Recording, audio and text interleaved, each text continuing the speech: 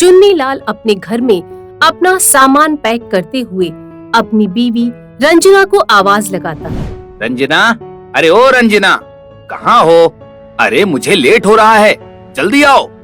जी आ रही हूँ, आप ही का खाना पैक कर रही हूँ। रंजना खाना पैक करके चुन्नीलाल के हाथ में थमा देती है और उससे कहती है, मैंने दोपहर का खाना पैक कर दिया है, रास्ते में यदि आपको भूख लगे तो आप ये खा लेना। भाग्यवान, तुम मेरा कितना ख्याल रखती हो। चलो अब मैं जा रहा हूँ, शाम तक रघु के घर पहुँचूंगा और हाँ, 2 दिन बाद ही घर आऊंगा, इसलिए तुम अपना ख्याल रखना। मेरी चिंता मत कीजिए, आप आराम से जाइए और अपना ख्याल रखिएगा। रंजना की बात सुनकर चुन्नीलाल घर से अपने सफर की ओर निकल जाता है।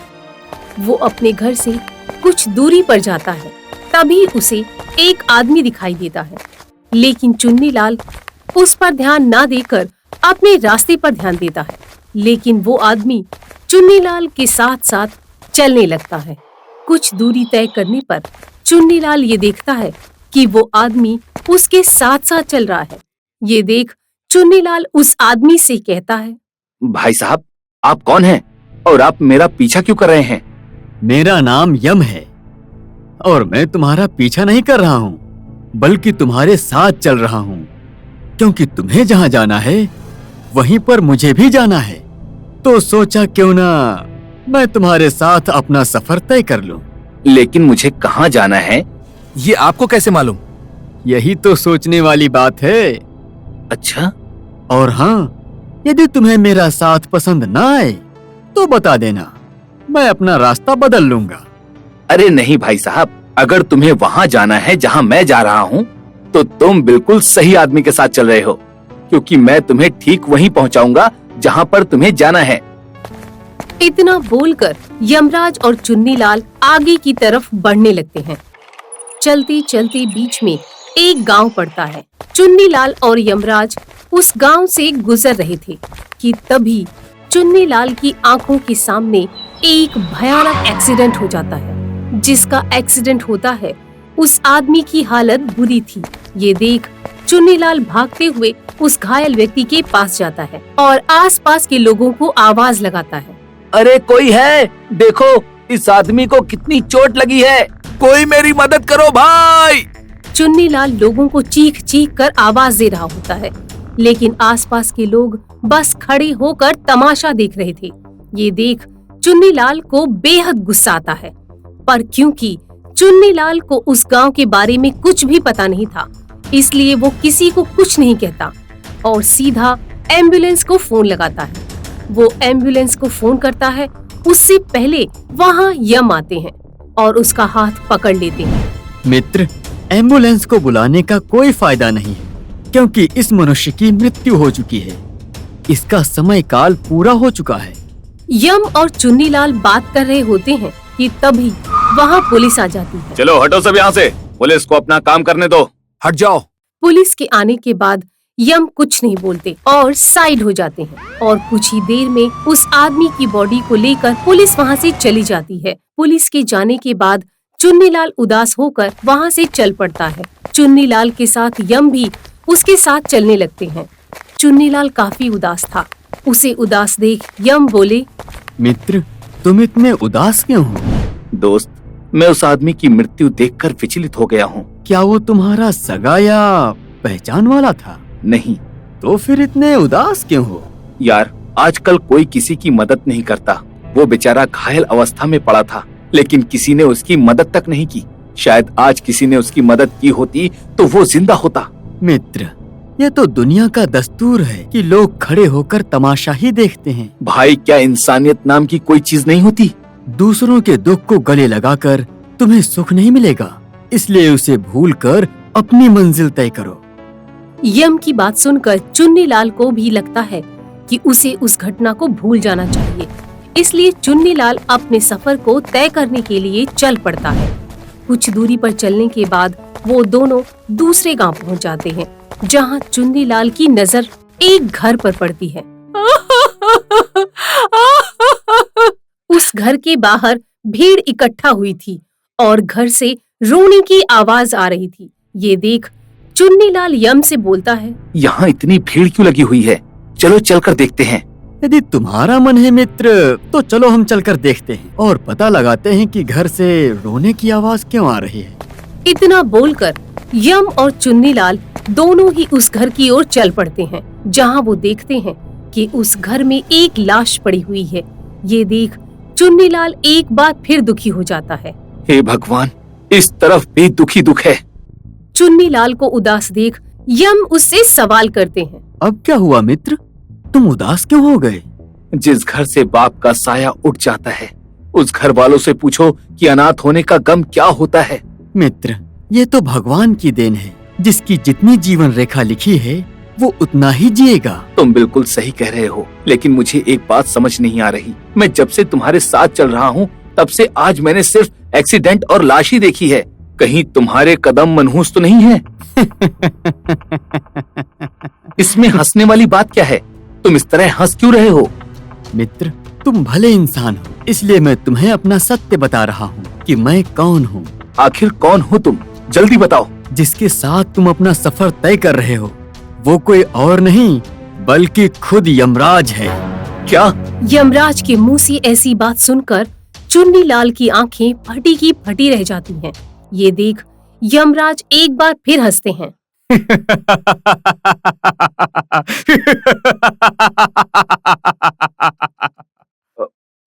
क्या तुम सच बोल रहे हो? हाँ, मगर तुम घबराओ नहीं मित्र। यमराज को देखकर भला कौन नहीं घबराता। अच्छा ये बताइए कि आप मेरे साथ साथ क्यों चल रहे हो? ये तुम्हारे किस्मत में लिखा है कि तुम यमराज के साथ दुनिया की सैर करोगे। मैं तुम्हारी बातों पर विश्वास नहीं करता। तुम कोई यमराज वमराज नहीं हो। मैं सच बोल रहा हूँ। अगर तुम सच में यमराज हो तो अपना आधार कार्ड दिखाओ। स्वर्ग लोक में आधार कार्ड नहीं होता, वरना मैं तुम्हें अवश्य दिखा देता। ठीक है, तो अगर तुम सच में यमराज हो तो बताओ अगली मृत्यु किसकी होने वाली है? ये मैं अवश्य बता सकता हूँ। अगली मृत्यु एक मछुआरे की होगी और वो मछुआरा तुम्हारी ही गोद में दम तोड़ेगा। सुबह से कोई मिला नहीं? चुन्नीलाल को यमराज की बात पर विश्वास नहीं होता और वो आगे चलने लगता है। कुछ ही दूर चलने पर वो एक झील के किनारे पहुंच जाता है, जहां भूख लगने पर चुन्नीलाल अपना खाना खाने लगता है। चलो खाना खाते हैं। नहीं, मुझे अभी बहुत काम है। काम? और यहाँ? हाँ, मुझे उस मछुआरे की जान जो लेनी है। ठीक उसी वक्त चुन्नीलाल को झील में डूबता हुआ एक मछुआरा दिखता है। बचाओ, मुझे चक्कर आ रहा है, कोई बचाओ, बचाओ मुझे। मछुआरे को डूबता देख चुन्नीलाल उसे बचाने के लिए झील में छलांग लगा देता है और डूबते हुए मछुआरे को बाहर निकालता है। लेकिन मछुआरे के पेट में पानी भर चुका था, इसलिए वो अपना दम चुन्नीलाल की गोद में ही तोड़ देता है। ये देख अब चुन्नीलाल को विश्वास हो जाता है कि वो असल में यमराज ही हैं। अब तो तुम्हें विश्वास हो गया ना कि मैं असली यमराज हूँ। हाँ, मुझे थोड़ा थोड़ा विश्वास हो रहा है कि आप ही यमराज हो, मगर मुझे एक बात समझ में नहीं आई। कौन सी बात वत्स? यही कि आप सच में यमराज हो तो एक साधारण मनुष्य के भेष में मेरे साथ क्यों घूम रहे हो? क्या तुम्हें अब भी मुझ पर विश्वास नहीं? नहीं, मुझे अभी भी तुम पर विश्वास नहीं हो रहा है कि तुम सच में यमराज हो। ठीक है, तो स्वयं देखो।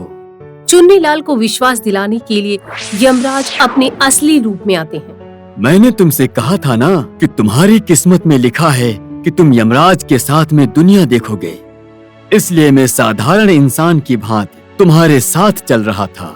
अब चुन्नीलाल को यमराज की बातों पर विश्वास हो जाता है। हे प्रभु, आप तो यमराज हो, कृपया मुझे बताइए कि मेरी मृत्यु कब है? क्या तुम सच में अपनी मृत्यु की तिथि जानना चाहते हो? जी प्रभु। तो सुनो, आज से ठीक 6 महीने बाद तुम्हारी मृत्यु होगी, वो भी गरीबी के कारण। अपनी मृत्यु के बारे में सुनकर चुन्नीलाल चौंक जाता है। मैं मरना नहीं चाहता यमराज, मुझे बचा लीजिए। मृत्यु से आज तक कोई बचा है जो तू बचेगा? आज से ठीक 6 महीने बाद तेरी मृत्यु निश्चित है।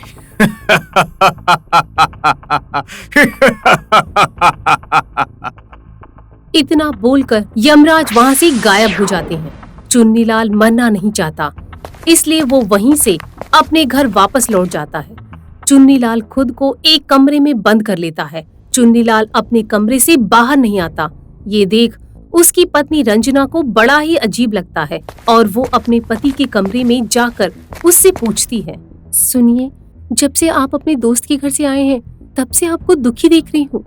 आप ना तो बाहर आते हैं और ना ही किसी से बात करते हैं, आखिर बात क्या है? रंजना, रंजना, मुझे बचा लो, मैं मरना नहीं चाहता हूँ। आखिर बात क्या है? कौन आपको मारना चाहता है? बताइए मुझे। रंजना, अगर मैं बाहर आया तो मेरी मौत हो जाएगी और मैं इतनी जल्दी मरना नहीं चाहता। ये आप कैसी बातें कर रहे हैं? अरे अगर आपको मौत आनी होगी तो आप बंद कमरे में भी मर जाएंगे। अरे कैसी पत्नी हो तुम? अपने पति की लंबी उम्र मांगने के बदले तुम अपने पति को ये बता रही हो कि उसकी मौत कैसे आएगी? मैं तो आपको सच्चाई से परिचित करवा रही हूँ। आप खुद सोचिए ना, यदि आप भूखे प्यासे एक कमरे में बंद रहेंगे तो आप ऐसे ही मर जाएंगे। देखो, तुम मुझे रोज खाना देती रहना, कुछ भी करके मुझे 6 महीने बचा के रखो। अब चलो चलो, जाओ यहाँ से। चुन्नीलाल रंजना को अपने कमरे से बाहर निकाल देता है और खुद को एक बार फिर से उसी कमरे में बंद कर लेता है। समय गुजरता है और चुन्नीलाल ना तो अपने बिजनेस पर ध्यान देता है और ना ही वो अपने खाने पीने पर ध्यान देता है, जिस कारण उसके घर की हालत बद से बदतर हो जाती है।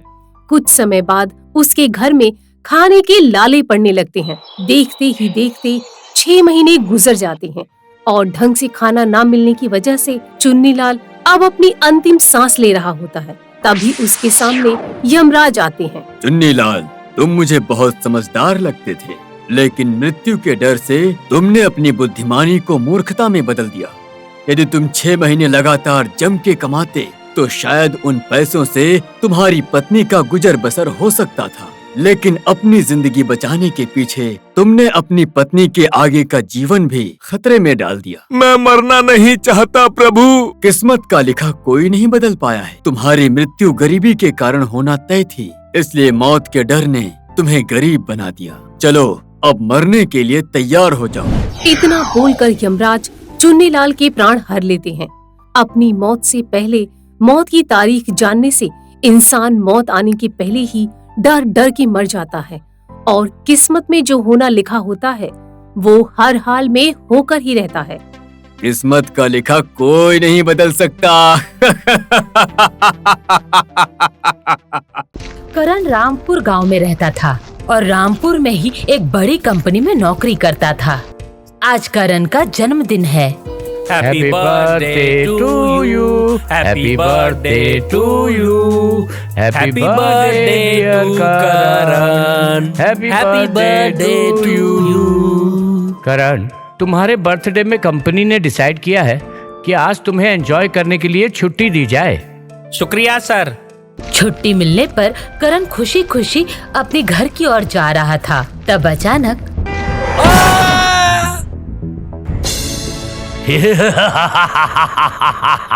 मेरा काम है इंसान की जान लेकर उसके आत्मा को ऊपर तक पहुंचाना।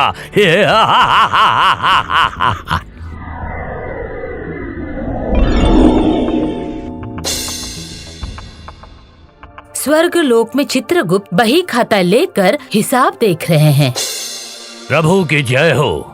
प्रभु रामपुर गांव के करण की आत्मा को लेकर आया हूँ। यमराज की बात सुनकर प्रभु चौंक जाते हैं। यमराज, ये तुम क्या कह रहे हो? तुम किसी गलत आदमी को उठा के लाए हो। क्या मतलब प्रभु? यमराज, प्रभु ने आपको रामपुर गांव का करण नहीं, सीतापुर गांव के करण को लाने को कहा था। क्या? ये तो मुझसे बहुत बड़ी गलती हो गई प्रभु। अब आप ही बताइए कि मैं क्या करूं? यमराज, इसे जल्द से जल्द पृथ्वी लोक में पहुंचाकर इसके मृत शरीर में आत्मा डालकर जिंदा कर दो। प्रभु का आदेश मिलते ही यमराज करण की आत्मा को लेकर पृथ्वी लोक पर पहुंच जाता है। पृथ्वी लोक पर पहुंचते ही वो देखते हैं कि करण के शव को तो जलाया जा चुका था। ये देखकर यमराज के पांव के नीचे की धरती खिसक जाती है। हे भगवान, अब क्या होगा? मैं प्रभु को क्या जवाब दूंगा? इसकी आत्मा को किसके शरीर में डालूंगा? यमराज को जब कुछ समझ में नहीं आता, अतः वो करण की आत्मा को वापस प्रभु के पास ले जाने की सोचते हैं। प्रभु की जय हो। प्रभु आपके कहने पर मैं इसे पृथ्वी लोक पर तो ले गया, मगर वहां जाकर मैंने देखा। चुप क्यों हो गए यमराज?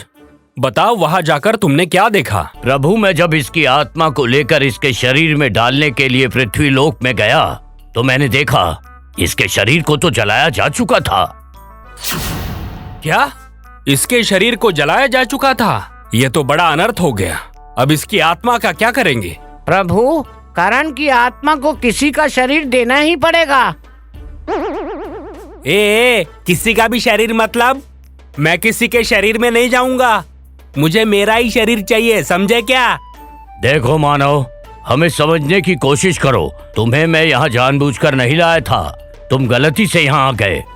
ये गलती मेरी तो नहीं थी ना, फिर मैं क्यों किसी के शरीर में जाऊँ? हाँ, मेरे को मेरा ही शरीर चाहिए, बस, दैट्स ऑल।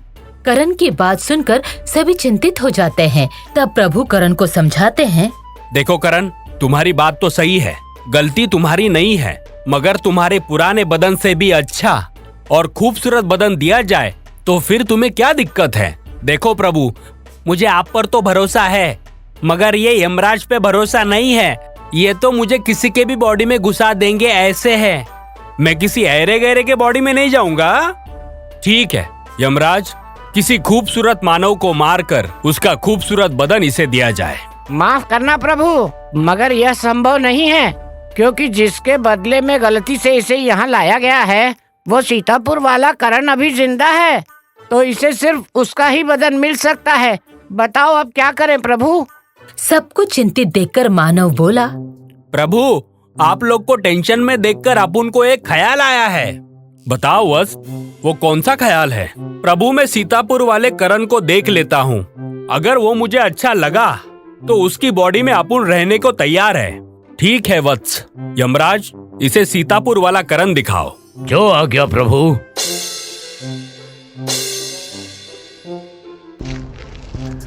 अब उनको यारो माफ करना, अब नशे में है। देखो करण, सीतापुर वाला करण अपनी दुनिया में कितना खुश है। क्या तुम इसके शरीर में रहना चाहोगे? ए यमराज, अपुन को एड़ा बेड़ा समझ रहे हो क्या? अपुन को नहीं रहना इस टीचर बेवड़े की बॉडी में। अपुन को झकास बॉडी चाहिए, झकास। अरे यार, तूने तो दिमाग खराब कर दिया। अरे भाई, इसकी बॉडी में रहने में तुझे क्या एतराज है? देखो यमराज, तुम्हारी गलती की सजा मैं क्यों भुगतूं? माल खाए मामा और वाट लगे चाचा की, ऐसा थोड़ी हो सकता है। प्रभु, ये मानव तो बड़ा ही टेढ़े किस्म का है, अब इसे आप ही संभालिए। यमराज की बातों से प्रभु चिंतित हो जाते हैं। तभी अचानक नारद जी प्रकट हो जाते हैं। नारायण नारायण। प्रभु, मैंने सुना है कि किसी की जान लेते हुए यमराज से बड़ी चूक हो गई है। हाँ देवर्षि, लाना था सीतापुर के करण को और ले आए रामपुर के करण को। ये तो बड़ा गंभीर विषय है प्रभु। वो तो है, मगर इसका हल भी तो ढूंढना पड़ेगा ना। नारायण नारायण। प्रभु, इस मानव की आत्मा को किसी और मानव का शरीर दे दीजिए ना। अरे भाई, ये मानव किसी के शरीर में जाने को तैयार ही नहीं है। नारायण नारायण। प्रभु, इस मानव को मैं समझाने की कोशिश करूं? बड़ी टेढ़ी खीर है ये हमसे नहीं समझा तो तुमसे क्या समझेगा? अरे भाई, पृथ्वी लोक की फिल्म का एक डायलॉग मैंने सुना है कि वादे अक्सर टूट जाते हैं, कोशिशें कामयाब रहती है। तो मुझे एक कोशिश तो करने दीजिए। ठीक है नारद, समझाओ इसे। देखो मानव, दिखने में तो तुम अति ज्ञानी लगते हो, फिर यमराज से पंगा क्यों ले रहे हो? ए नारद मुनि, पंगा मैं नहीं, ये लोग ले रहे हैं। मेरा जीना बाकी था तो मुझे मार क्यों डाला? और मार डाला तो मार डाला, मगर जब मालूम पड़ा कि गलत आदमी को मार डाला है तो कम से कम मेरी बॉडी तो मुझे वापस देनी चाहिए ना। तुम्हारी बात तो सही है, मगर पृथ्वी लोक में इंसान ले दे के मामला निपटा देते हैं। तुम भी थोड़ा ले दे के मामला निपटा दो ना। अपुन को शंडी लगाता है क्या? तुम अपना काम करो, यमराज से मुझे निपटने दो। फिर नारद भी मानव को समझाने में असमर्थ हो जाते हैं और प्रभु के पास आते हैं। मैंने कहा था ना ये नहीं समझेगा। नारद, कुछ ऐसा रास्ता निकालो जिससे सांप भी मर जाए और लाठी भी ना टूटे। फिर नारद कुछ सोचकर बोलते हैं, अब तो एक ही रास्ता है प्रभु, हमें समय को पीछे ले जाना पड़ेगा। अर्थात ये प्रभु कि समझो ये मानव मरा ही नहीं है। जब ये मानव का एक्सीडेंट हुआ था तब तक आप समय को पीछे ले जाइए। फिर नारद प्रभु के कान में कुछ कहते हैं। वाह, क्या बात है! प्रभु की लीला प्रभु ही जाने। जय हो प्रभु।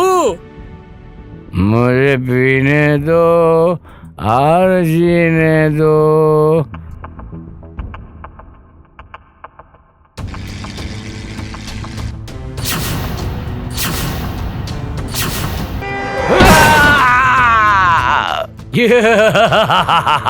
अब सही करण को मारा है, इसकी आत्मा को प्रभु के पास ले जाता हूँ।